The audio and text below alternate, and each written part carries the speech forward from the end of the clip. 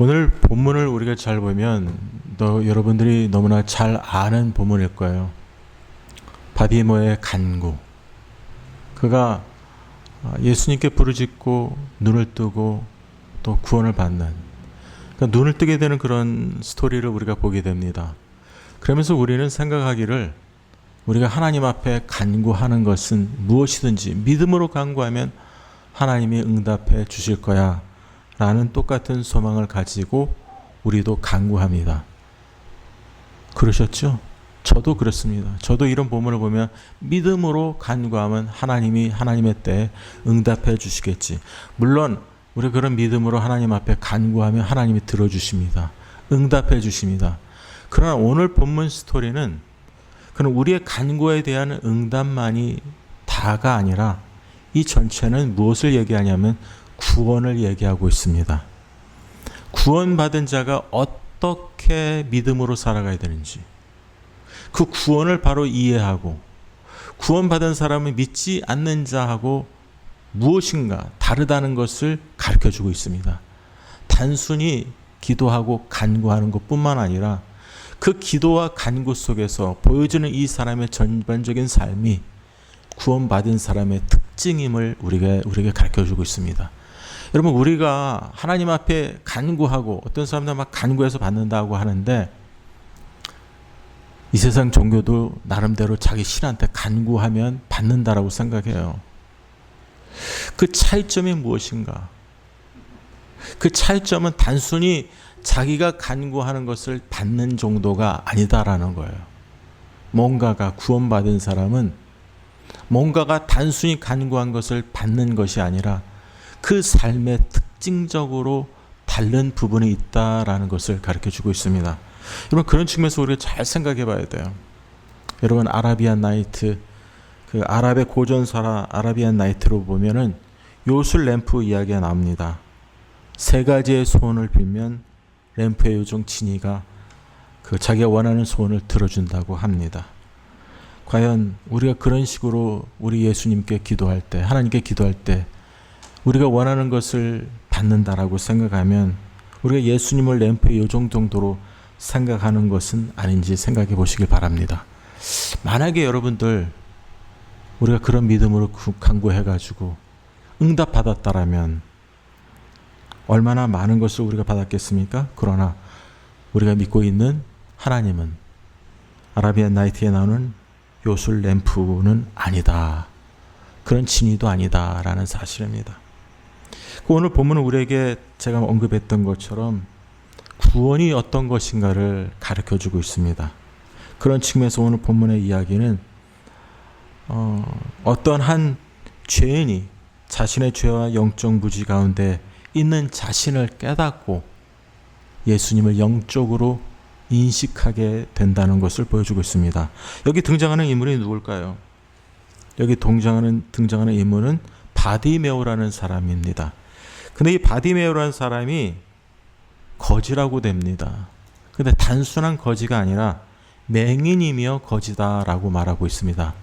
그 당시에 그 고대 시대, 팔레스타인 시대, 예수님 시대에 거지라면은 정말로 힘든 그런 상황이 있습니다. 오늘날도 만약에 거지로 산다면은 쉽지 않은 삶이겠죠. 근데 이 사람의 삶은 단순한 거지뿐만 아니라 맹인이었어요.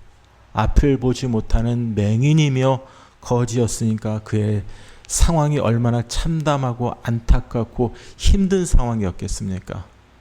여러분, 이러한 맹인이요 거지였던 신세가 바디메오의 모습이었다는 거죠.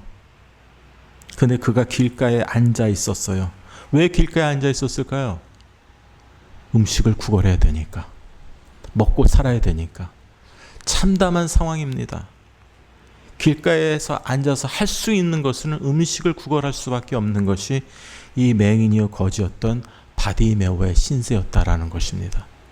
여러분, 우리가 이러한 처지에 놓여 있지 않는 상황에서는 정말 그 바디메오의 그런 상황이 얼마나 비참하고 얼마나 힘들었을까를 우리는 상상조차도 못합니다.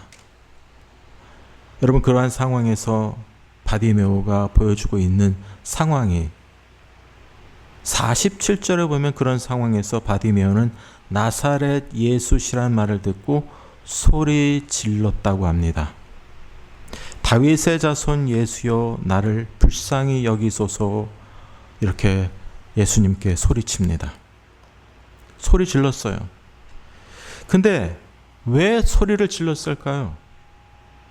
예수님에 대해서 아마 많이 들었을 거예요. 죽은 자도 살리고 병자도 고치고 귀신도 내쫓고 여러 가지 기적을 행하시는 그런 분이다라는 소문이 났을 겁니다. 근데 여기서 보면 나사렛 예수시라는 말을 듣고 소리 질렀다. 근데 뭐라고 하냐면 다윗의 자손 예수다라고 말하고 있습니다.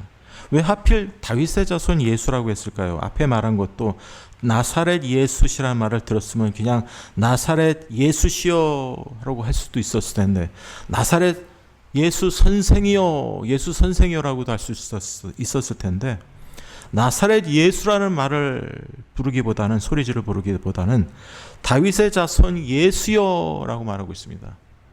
다윗의 자손 예수, Jesus of 나사렛이 아니라 Son of David, Son of David이라고 말합니다. 다윗의 자손, 후손이라는 말이죠. 왜 다윗의 자손이라는 말이 중요할까요? 이스라엘 백성들 중에서 예수님을 다윗의 자손으로 보고 인식하는 사람들은 많지 않았습니다. 심지어는 예수님의 제자들도 예수님을 다윗의 자손이라고 인식하지 못했어요. 물론 베드로는 주는 그리스도시요 살아계신 하나님의 아들이라고 나중에 그렇게 말을 했지만, 그도 그가 자기 자의로 아는 것이 아니라 성령님께서, 아버지께서 알게 해주지 않으셨으면 너도 몰랐을 것이다 라고 성경은 말씀하고 있습니다. 그런데 이스라엘 백성들도, 제자들도 예수님이 나의 다윗의 자손 예수라는 것을 알지 못했고 고백하지 못했던 것을 이 사람이 고백하고 있습니다. 여러분, 다윗의 자손이라는 말은 다윗의 혈통에서 메시아가 올 것이다, 그 예언을, 예수님을 통해서 예언이 성취된 것을 보여주고 있는 거예요. 그것을 고백한 거예요. 다윗의 자손 예수는 다윗의 그 왕 밑에서 그 어떤 사람이 나타났다 정도가 아니라 그를 통해서 다윗의 왕국을 건설할 것이다. 다윗과 한 그 언약을 하나님이 신실히 이행할 것이다. 그러니까 다윗의 자손이라는 것은 바로 예수님이 메시아입니다. 구원자입니다. 이것을 고백하는 거예요.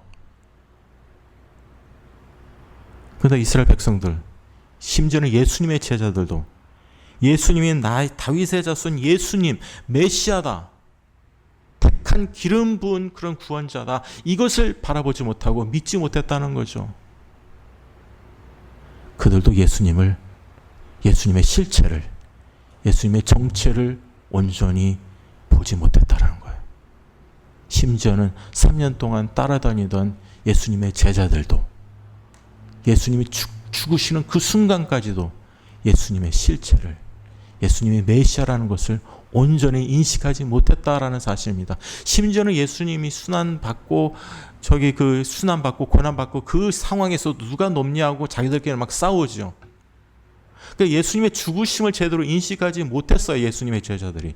그래서 예수님이 그들을 위해서 그 죄로부터 구원해 주실 메시아, 구원자, 하나님의 기름 부은 하나님의 종이다라는 것을 이 백성들이, 이스라엘 백성들이 온전히 인식하지 못하고 믿지도 못했다는 거예요. 심지어는 제자들이. 그런데 여기에 등장하는 이 맹인 거지 바디메오라는 사람이 예수님의 실체를 온전히 보고 있다는 거예요. 그리고 그분한테 바른 신앙 고백을 하고 있다는 거예요. 다윗의 자손 예수요. 단순히 어떤 혈통적인 것을 고백하는 것이 아니라 당신이 하나님이 예전에서부터 구약 성경에서부터 예언해왔던 그 메시아 당신입니다. 바로 다윗의 자손에서 탄생하실 메시아로 우리는 믿습니다. 이 고백을 지금 이 거지 맹인 이 사람이 지금 고백하고 있는 거예요. 다른 사람이 고백하지 못했던 것을 이 사람은 고백하고 있는 거예요. 여러분, 신앙이 그런 거예요. 여러분, 이것이 자기의 뜻대로 자기의 생각으로 이것을 깨닫고 이해하고 신앙 고백했겠습니까? 여러분, 신앙이라는 것은요, 예수님을 믿는다는 것은 나의 의지적 결정, 깨달음을 통해서 예수님을 믿게 되는 게 아닙니다. 예수님이 메시아라는 사실, 예수님이 구원자라는 사실, 하나님의 기름 부은 하나님의 종이라는, 구원자라는, 메시아라는 사실을 깨닫는다는 것은 하나님의 은혜가 아니고서는 그것을 믿음으로 받아들일 수 없다라는 사실입니다.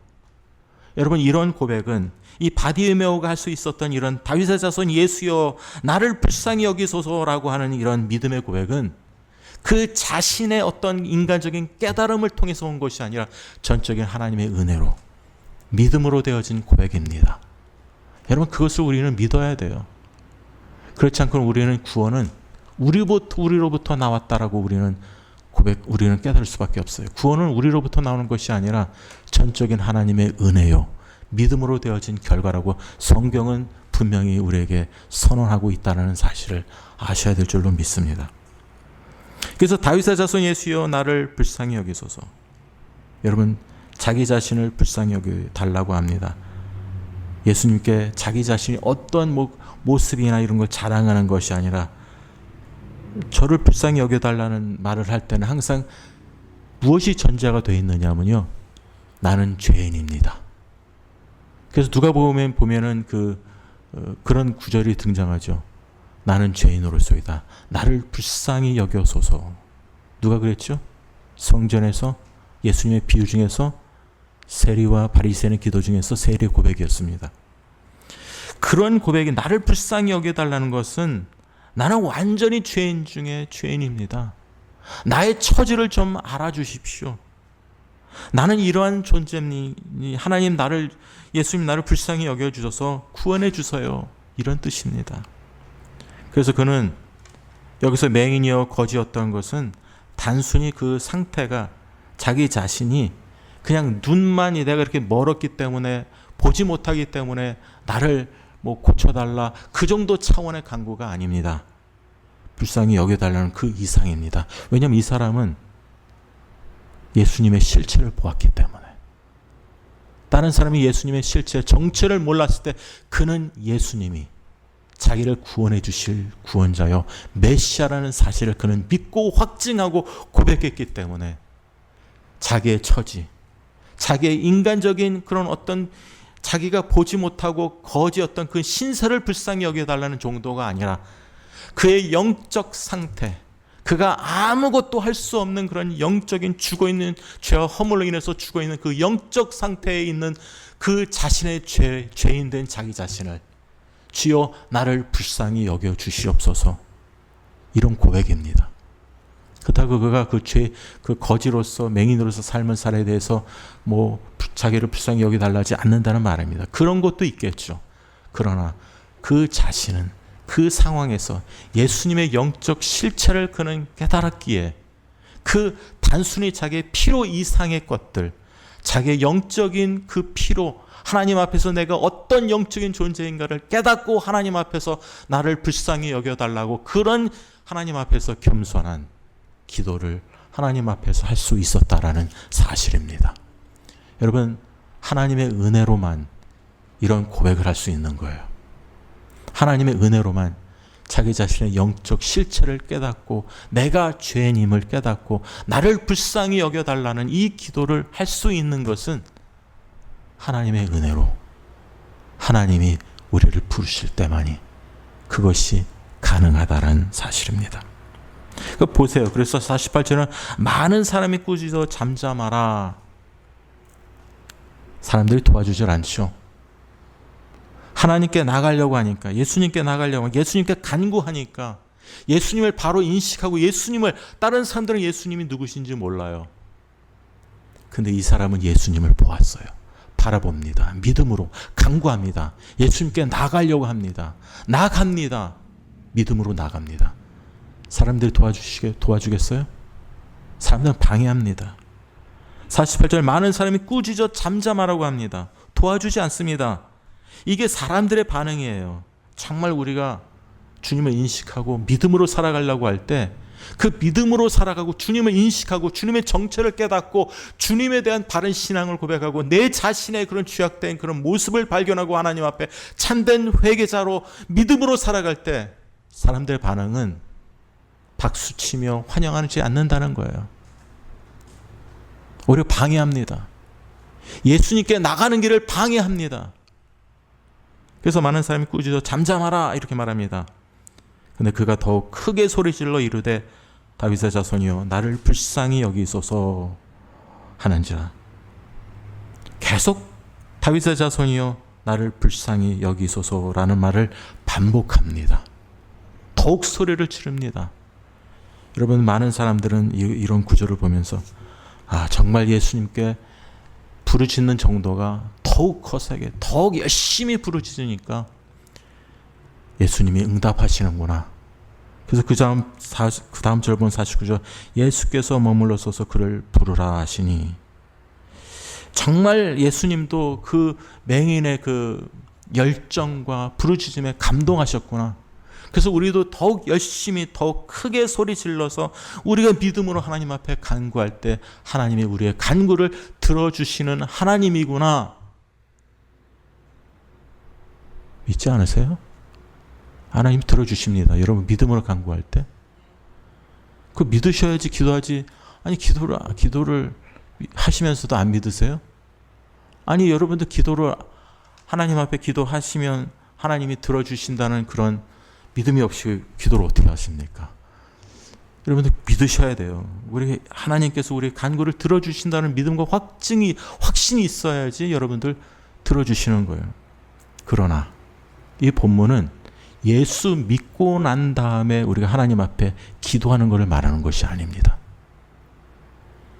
예수 믿고 난 후가 아니라 예수님 믿으면서, 그러니까 이 간구를 통해서 이것이 지금 예수님 믿을 때를 말하고 있는 거예요. 구원을 말하는 거예요. 그래서 이건 구원과 관련된 부르짖음이기 때문에 그 정도의 차는 그 의미는 좀 다릅니다. 왜냐하면 여기서 이 사람이 다윗의 자손이여 나를 불쌍히 여겨달라고 더욱 크게 소리 질렀기 때문에 49절 그를 부르라라고 예수님이 말씀하신 것은 아니라는 사실이에요. 오히려 우리는 생각해 봐야 돼요. 하나님의 부르심이 있었기 때문에 예수님의 초청을 받았을 때 그는 믿음으로 반응할 수 있었던 거예요. 하나님이 이미 오라고 하셨기 때문에, 하나님이 이미 택했기 때문에, 그를 부르셨기 때문에 그는 예수님의 부르심에 응답할 수 있었다라는 사실입니다. 그게 성경적인 근거요 말씀입니다. 여러분, 그래서 우리가 소교리 문답 공부를 하지만 소교리 문답 31장 우리가 예전에 답했습니다. 유효적 부르심. 뭐라고 말하고 있느냐 하면 효력이 있는 부르심은 effectual calling이라고 했죠. 하나님의 성령께서 하시는 일로서 하나님의 성령이 하시는 일입니다. 우리의 죄와 비참함을 깨닫게 하시고, 이 사람도 바디메오가 자기 비참을 깨달은 거예요. 여기서 하나님의 부르심, 은혜로 말미암아 우리 마음을 밝게 하여, 여러분 자기 자신을 깨닫지 못했던 사람의 마음을 하나님이 밝혀주십니다. 밝게 한다는 것은 깨달음을 주신다는 거예요. 성령께서 조명해서 그 자신이 하나님 앞에서 죄악된 삶을 살아가고 있다는 것을 가르쳐 주신다는 거예요. 그래서 우리의 마음을 밝게 하여 그리스도를 알게 하시고, 그리스도를 안다는 것이 무엇일까요? 우리의 의지를 새롭게 하고 우리를 관하사 능히 복음 중에 값없이 주시는 예수 그리스도를 믿도록 하시는 것이다. 그것이 효력 있는 부르심입니다. 하나님의 전적인 역사로 하나님의 영으로서 역사하십니다. 그래서 우리의 죄와 비참한 가운데서 불러주셔서 그리스도께 이르게 하시는 거예요. 그러니까 우리가 그리스도께 이르게 하고 그리스도를 온전히 믿게 되는 것은 전적인 하나님의 영의 역사입니다. 성령님의 역사입니다. 그 성령님의 역사는 바로 하나님의 택하심을 이루시는 역사입니다. 그렇기 때문에 우리는 제가 말씀드렸지만 이 하나님의 부르심은 성부 하나님의 부르심, 성자 하나님의 부르심, 성령 하나님의 부르심, 삼위일체 하나님의 부르심이에요. 근데 특별히 이제 예수님이 승천하시고 난 다음에 그 하나님 아버지의 뜻, 택한 하나님의 백성들을, 그리고 그 백성들을 구원하시기 위해서 예수 그리스도를 통해서 이루신 구속을 믿는 자를 하나님이 구원시키지 않습니까? 그 택하신 하나님의 백성을, 그 믿는 자를, 그 십자가의 사건을, 예수님을 알고 믿게 하시는 분이 바로 우리 가운데 역사하시는 성령님, 하나님의 영이시라는 거예요. 그래서 여러분이 진정으로 예수님을 믿었다 하면 이미 여러분 속에서는 하나님의 영이 역사하시고 여러분의 마음을 밝히셔서 여러분의 어떤 하나님의 관계 속에서 나의 연약한 부분, 우리의 죄악된 그 삶을 깨닫게 하여 주시고 내가 이 상황에서 주님이 필요하구나, 그리스도를 알게 해주신다는 거예요. 그래서 구원에 이르게 하는 거예요. 그러면 그것이 하나님의 부르심의 역사입니다.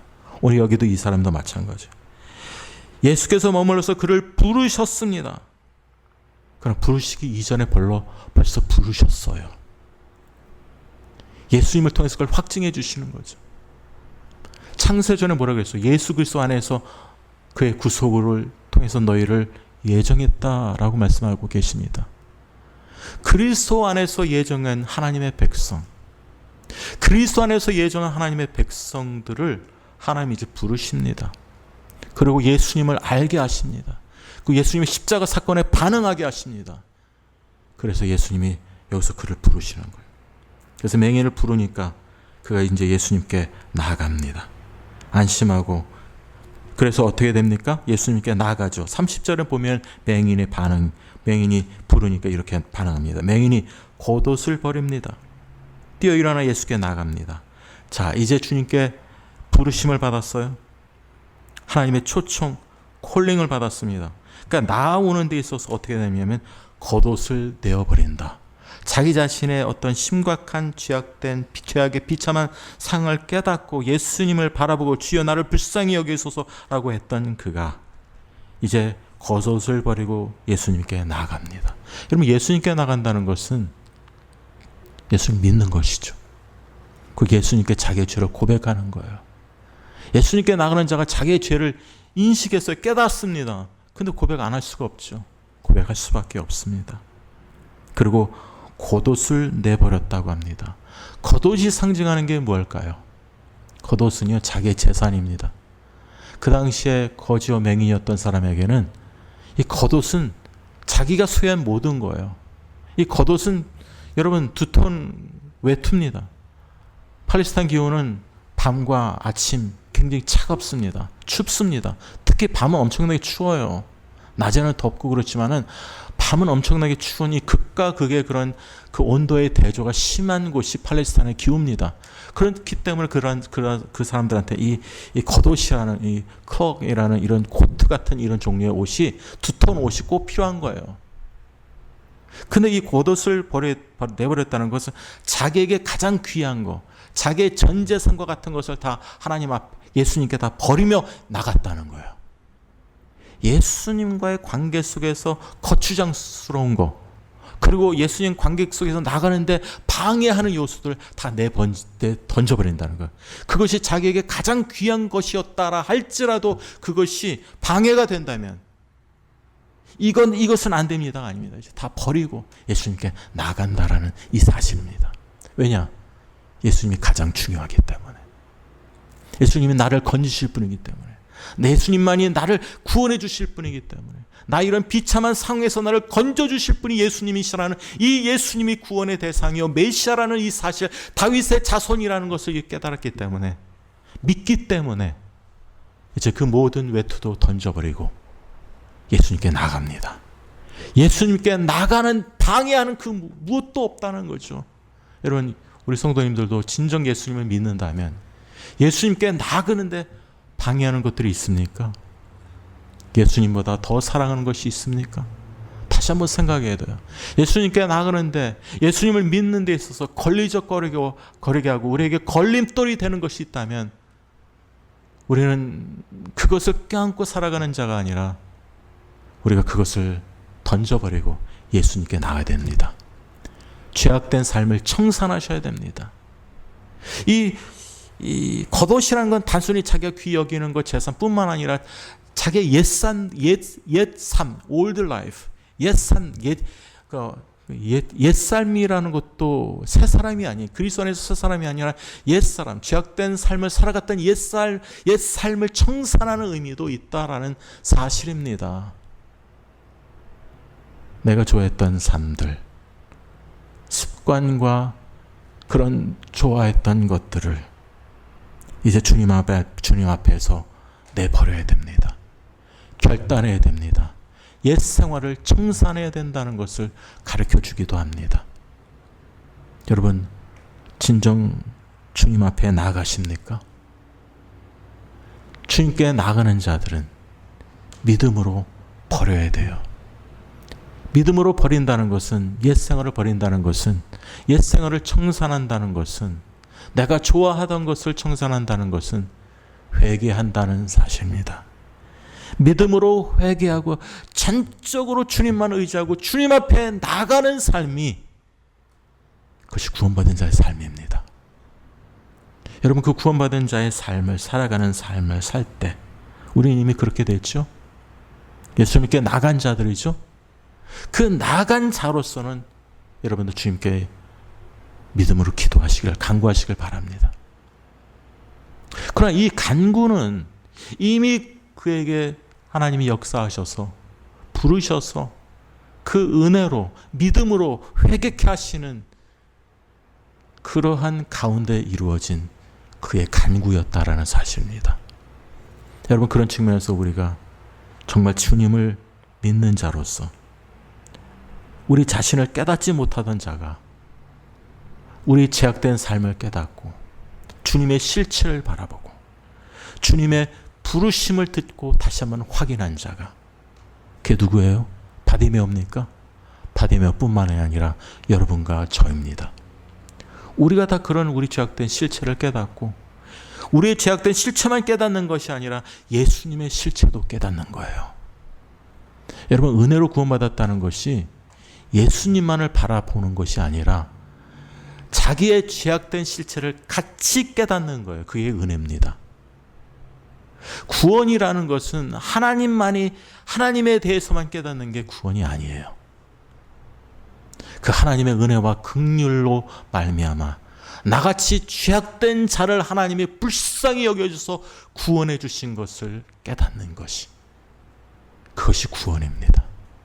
그래서 예수님에 대한 바른 신앙 고백을 하고 예수님의 부르심에 우리가 확증하고 그 부르심 속에서 하나님의 사랑을 확인하고 우리가 예수님께 나가는 거예요.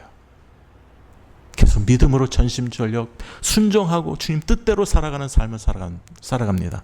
그래서 이 하나님의 부르심을 받은 사람들은 어떻게 살아가요? 예수님의 부르심 받은 사람은 믿음으로 회개하면서 이제 내 마음대로 살아가지 않습니다. 그리고 그렇게 구원받은 자는 여기서 보면 자기 소원도 말합니다.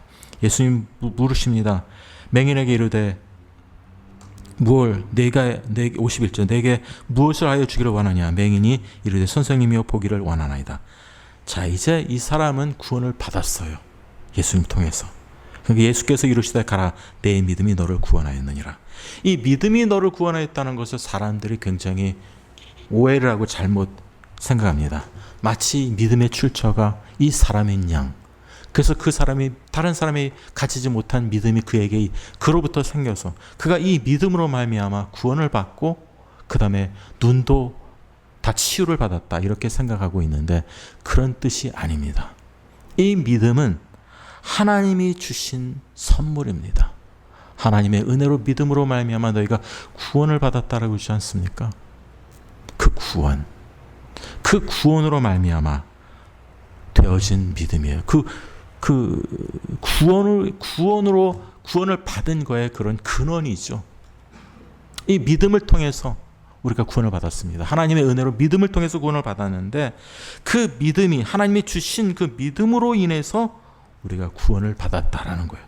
그러니까 엄밀히 말해서 하나님이 주신 그 믿음이 너를 구원하였느니라, 이런 뜻이에요. 그 믿음을 통해서 내가 구원을 받았구나. 이걸 선언하시는 거예요, 예수님이. 오늘 그런 측면에서 우리가 봐야 됩니다. 그래서 이 믿음으로 구원을 받은 자가 어떻게 합니까? 거기서 52절에 그가 곧 보게 되어 예수를 길에서 따르니라. 제자도입니다. 구원을 받은 자, 믿음으로 말미암아 구원을 받은 자. 자, 처음부터 정리하겠습니다. 이제 마지막입니다. 처음에 어떻게 됐어요? 자기 자신의 그런 어떤 비참함, 죄와 비참함도 깨닫지 못하다가 나사렛 예수라는 말을 듣고 나사렛 자손 예수여라고 부르짖습니다. 성령님이 역사하십니다. 하나님의 영이 그를 부르십니다. 그의 마음을 감화 감동합니다. 그 비참한 가운데서 그를 깨닫게 하시고 그리스도를 아는 마음을 그에게 주십니다. 그 예수님의 부르심을 듣게 됩니다. 그렇게 되었을 때 그는 믿음으로 나아갑니다.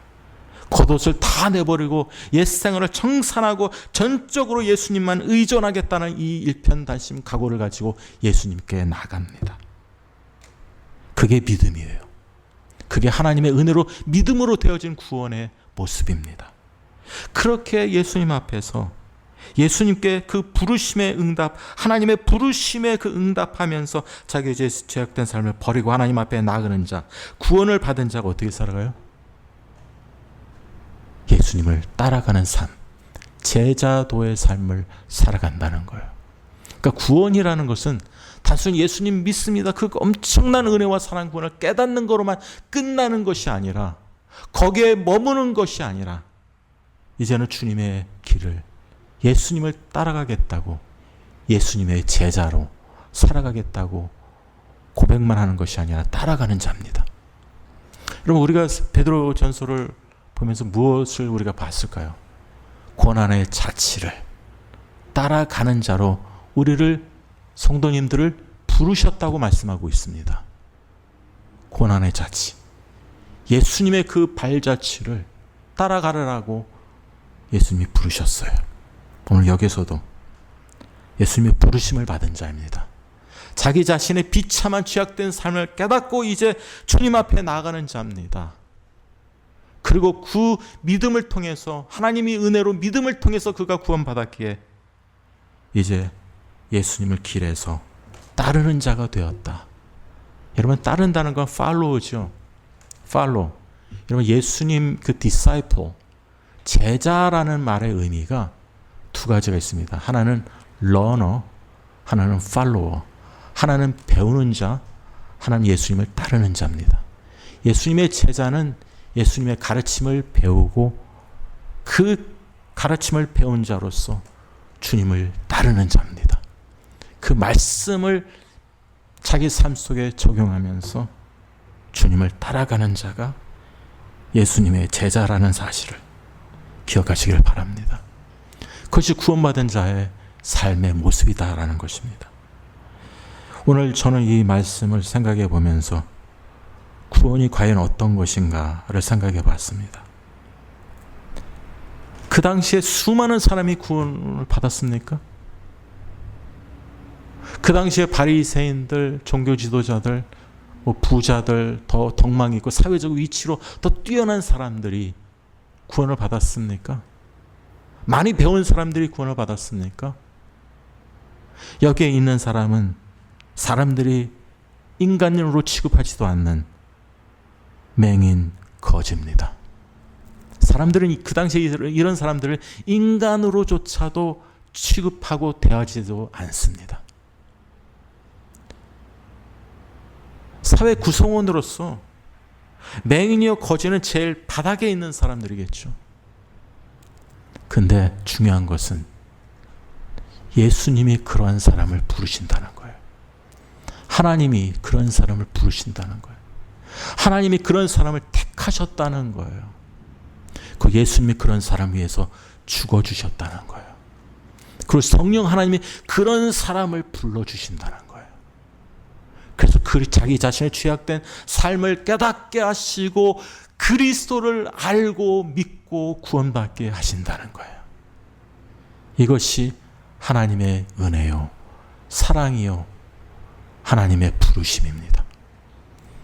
자격 있는 자를 부르시는 것이 아니라 하나님 앞에서 아무런 자격이 없고 구원받을 만한 그런 이유가 아무것도 없는데도 불구하고 내가 행한 것으로 구원하시지 아니하시고 하나님의 자비하심으로 우리를 구원해 주셔서 구원받은 성도로서 믿음의 성도들의 반열에 함께 동참하면서 살아갈 수 있는 자가 되게 하신 이 모든 것은 하나님의 은혜요 긍휼 사랑이다라는 사실입니다.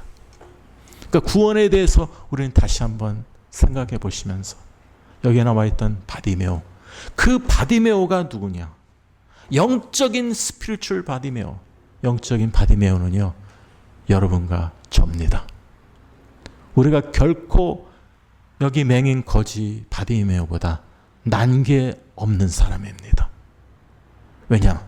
우리도 그처럼 아무런 하나님 앞에서 구원받기에 아무런 자격이 없다라는 측면에서는 이 맹인, 거지, 바디메오나 다를 게 없는 그런 존재들이라는 거예요.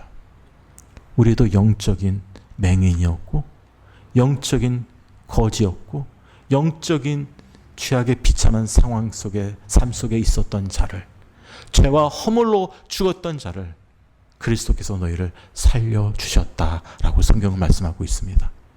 그래서 예수님이 오셔서 우리를 위해서 죽으시고 살아나셔서 우리의 유일한 구원자가 되셨다는 이 사실을 믿음으로 믿고 주님을 의지하고 여러분의 필요한 것들을 구원받은 자로서 하나님께 믿음으로 간구하시며